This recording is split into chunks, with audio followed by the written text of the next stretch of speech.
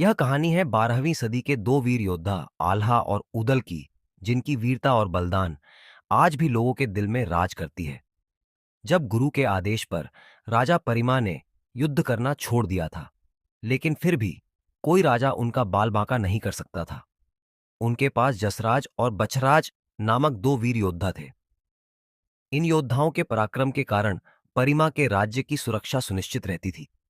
एक बार मांडवगढ़ के राजकुमार करिया राय गढ़गंगा पर स्नान के लिए गए। उन दिनों गढ़ मुक्तेश्वर में गंगा स्नान के मेले में स्नानाई राजाओं के शिविर लगा करते थे और साथ ही विभिन्न प्रकार के सामानों का व्यापार भी होता था। यह मेला 1 महीने तक चलता और बहुत आकर्षक बाजार बना रहता था। क्रिया राय इस मेले में अपनी बहन को उपहार देने के लिए नौलखा हार, हीरों का जरा हार खोज रहे थे, लेकिन हार वहां उपलब्ध नहीं था। हार तो नहीं मिला, लेकिन करिया राय को माहिल नामक व्यक्ति मिला, जिसने बताया कि हार तो मिल सकता है, लेकिन उसे खरीदने की बजाय लूटना पड़ेगा। करिया राय ने जब पूछा कि यह हार कहाँ मिलेगा, तो माहिल ने बताया, मेरी बहन मल्लना के पास असली हीरों का नौलखा हार है। अगर तुम्हारे पास हिम्मत है तो महोबा जाकर उसे लूट लो। माहिल के उकसावे में आकर क्रिया राय हार लूटने के लिए महोबा पहुंच गया, लेकिन वहां जसराज बछराज और तालहन सैयद ने उसे युद्ध में बुरी तरह से परास्त कर भगा दिया। कुछ समय बाद जब तालहन सैयद किसी काम से काशी गए हुए थे, माहिल ने फिर से करिया राय को उकसाया। उसने करिया राय को बताया कि अब सही समय है और वह महोबा जाकर नौलखा हार लूट सकता है। क्रिया राय ने इस मौके का फायदा उठाया और आधी रात को महोबा पर छापा मारा। जसराज और बछराज, जो दोनों वीर योद्धा थे, उन्हें सोते हुए ही पकड़ लिया गया। क्रिया राय ने दिवला रानी के गले से नौलखा हार छीन लिया और साथ ही अनेक स्वर्ण भूषण पच, सावत नामक हाथी और पपीहा नामक घोड़ा भी लूटकर मांडवगढ़ लौट गया। जसराज और बचराज की वजह से ही राजा परिमा पर कोई आक्रमण नहीं करता था। करिया राय ने दोनों को बंदी बनाकर माहिल की सलाह पर करिया राय ने दोनों के सिर काटकर उन्हें बरगद के पेड़ पर लटका दिया। जब यह समाचार राजा परिमा तक पहुंचा तो उन्होंने जसराज के पुत्रों को अपने महल में बुला लिया। जसराज और बछराज वनवासी थे, जिन्हें राजा परिमा वन से लेकर आए थे। बाद में उनके वंश को बनाफर राय के नाम से जाना गया। जब ताला सैयद बनारस से वापस लौटे तो महोबा का हाल देखकर बहुत दुखी हुए। सैयद ने एक बार तो मांडवगढ़ पर चढ़ाई करने की सोची, परंतु बाद में दिवला की सलाह मान ली। दिवला ने कहा, तुम इन सब बच्चों को पालो और युद्ध करने की हर एक कलाओं को बच्चों को सिखाओ। जब समय आएगा तो वे स्वयं ही बदला ले लेंगे। रानी मल्लना ने अपने बालक ब्रह्मानंद के साथ साथ और उदल का भी पालन पोषण किया। रानी मल्लना सब लड़कों को बहुत प्यार करती थी। एक बार महोबा में गुरु अमरनाथ पधारे।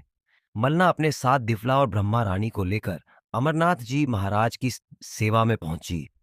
आल्हा, उदल, ब्रह्मानंद, मलखान, ढेवा आदि सबको गुरु अमरनाथ जी के चरणों में प्रणाम करवाया। रानी ने कहा, आप इन्हें अपना दास जानकर अपनी शरण में लेकर आशीर्वाद दीजिए।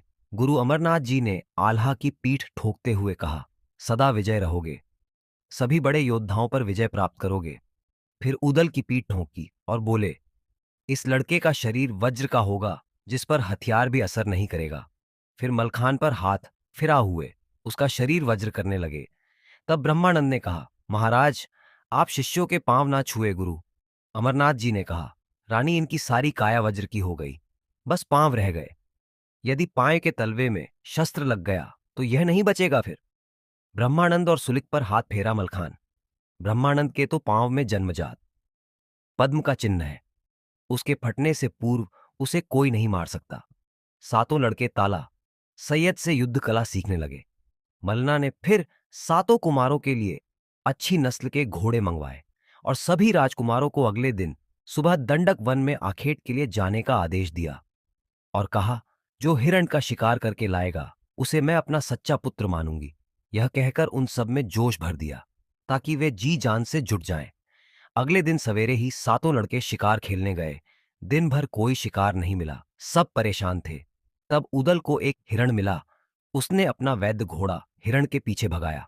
हिरण दौड़ते दौड़ते ऊरई के इलाके में जा पहुंचा और बाग में घुस गया। उदल भी घोड़े सहित बाग में जा घुसा। हिरण तो कहीं छिप गया, पर बाग में बहुत सा नुकसान हो गया। माली इकट्ठे हो गए। उदल को रोककर उन्होंने पूछा, तुम कौन हो? कहां से आए हो? हमारे स्वामी माहिल ठाकुर को पता चलेगा तो तुम्हारा घोड़ा छीन लिया जाएगा। उदल ने अपना परिचय दिया।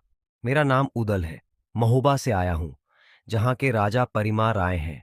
आल्हा का छोटा भाई हूं। किसी में इतनी हिम्मत नहीं जो मेरा घोड़ा छीन ले। इतना कहकर उदल ने घोड़ा महोबा की ओर मोड़ दिया और शाम होते होते महोबा पहुंच गए।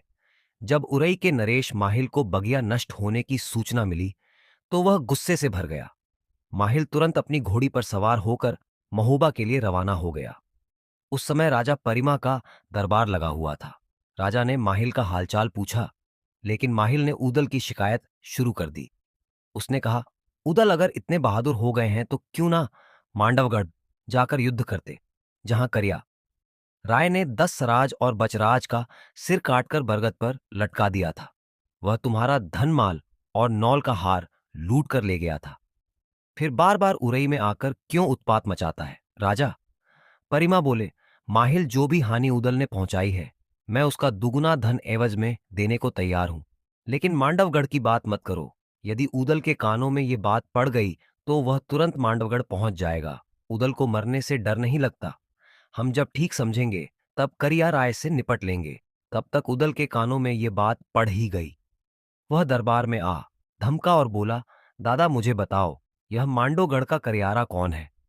हमारे पिता और चाचा की खोपड़ियां कहाँ टंगी हैं? जल्दी से सारी बात बताओ। परमाल ने बात बदलते हुए कहा, पैरागढ़ की लड़ाई में तुम्हारे पिता रण में मारे गए थे, उसी गढ़ का। दूसरा नाम सिलहट है। तब उदल ने माहिल से पूछा, आपने मांडवगढ़ की चर्चा की है तो कृपया खुलकर सारी घटना बताइए। माहिल ने उत्तर दिया, सारी घटना तुम्हारी माता दिव्वला को पता है, जाकर उन्हीं से पूछो। उदल यह सुनकर क्रोध से कांपने लगा, पसीने से तर हो गया और आंखें लाल हो गई। मामा माहिल को ललकार कर बोला, मैं अवश्य अपने पिता का बदला लूंगा। उस क्रिया राय का सिर अपने हाथ से काटूं। फिर उदल अपनी माता दिवला के पास गया और घटना की सच्चाई पूछी। मां से कहा, सच बताओ, यह करिया राय कौन है? उसने हमारे पिता को क्यों मारा? यदि अपने पिता का बदला नहीं लिया तो हमारे जीवन को धिक्कार है। माता अभी उदल को युद्ध के लिए भेजने को तैयार नहीं थी, परंतु उदल ने तलवार निकाल ली। उदल ने तलवार निकालकर कहा, या तो सच बता दो, अन्यथा मैं आत्महत्या कर लूंगा। तब विवश होकर दिवला ने बताया, मंडोर का राजकुमार क्रिया राय महोबे पर आधी रात को चढ़ाया। इससे पहले भी वह आक्रमण करने आया था। तब तुम्हारे पिता चाचा और तालहन ने मारकर भगा दिया था। वह अपनी उसी हार का बदला लेने दोबारा आधी रात को आया और सोते हुए दोनों वीरों को बांध ले गया। अपने यहां उनके सिर काटकर बरगद पर लटका दिए। यहां से ना रानी के गहने और नौलखा हार भी ले गया। वह राजकुमार नहीं, लुटेरा है। माता की बात सुनकर उदल बोले, मैं अपने पिता और चाचा का बदला अवश्य लूंगा। मांडवगढ़ को खोदकर तालाब बना दूंगा। करिया राय का सिर काट दूंगा, उसका वंशी मिटा दूंगा। इस पर देवी ने कहा, बात ठीक है, मैं भी यही चाहती हूं, परंतु अभी घर में बैठो। मांडोगढ़ को जीतने का समय अभी नहीं आया। मांडवगढ़ से पहले 12 कोस का बीहड़ जंगल है, फिर लोहागढ़ का भैया किला है। अभी तुम्हारी उम्र कम है, अनुभव भी नहीं है। उदल बोला, जब से सुना है मेरे मन में आग लगी है। जब तक बदला नहीं ले लूंगा मैं आराम से बैठ नहीं सकता। माता दिवला उदल को लेकर रानी मलना के पास गई और सारी बात बताकर कहा कि उदल को आप समझा सकती हैं। मलना ने बड़ी चतुराई से उदल को समझाने का प्रयत्न किया, परंतु उसने कुछ भी मानने से इनकार कर दिया। तब रानी मलना ने विचार किया कि उदल को मांडवगढ़ जाने की अनुमति दे देनी चाहिए। फिर तो रानी मलना ने अनुमति के साथ विजय होने का आशीर्वाद भी दिया। फिर माता उदल को साथ लेकर आल्हा के पास गई। वहीं पर सैयद तालहन भी बैठे थे। दिवला बोली, आप हमारे जेठ लगते हैं। आपका भतीजा उदल हमारी बात नहीं मान रहा, यह मंडोर जाने को मचल रहा है। आप इसकी रक्षा के लिए साथ जाओ। आल्हा ने भी समझाने का प्रयास किया कि अभी अनुभव की कमी है। ऐसा नहीं कि पिता की तरह हमारी खोपड़ी भी बरगद पर टांग दी जाए।